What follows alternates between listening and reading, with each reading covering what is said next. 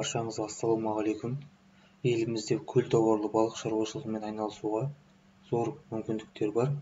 Қазақстан бойынша бірінші орында Қостанай облысы, екінші орында Ақмола облысы, үшінші орында Ақтөбе облыстары кіреді. Көлде жалпы асырайтын балық түрлері, оларға сазан, тұқы балықтары, ақсақа балықтары және оларға қосымша түрде өсімдік қоректі ағамұр мен дөңмаңдай балықтарын қоса отырғызуға болады. Жалпы көлдерге балық отырғызбас бұрын көлдердегі маңызы төмен балықтарды әртүрлі жолмен аулап алып тастаған жөн.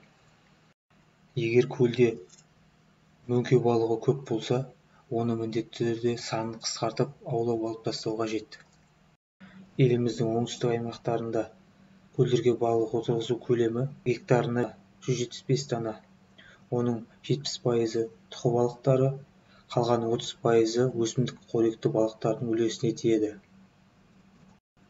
Егер көлдерге балықтарды шамадан тыс отырғызған жағдайда, бұл ондағы балықтардың балық өнімділігін әбден төмендетуі мүмкін. Себебі балықтар неғұрлым тығыз болған сайын қоректік база төмендеп, балықтардың салмаққа өсуі сәйкесінше төмендейді. Көлдерге отырғызатын балық шабақтарын күз мезгілінде күріш атыздарынан оқшауланған сулардан арнайы кермеше құралының көмегімен аулап алуға болады. Бұл құралдың жергілікті сауда орталықтарындағы құны шамамен орта есеппен 15 000 теңгені құрайды.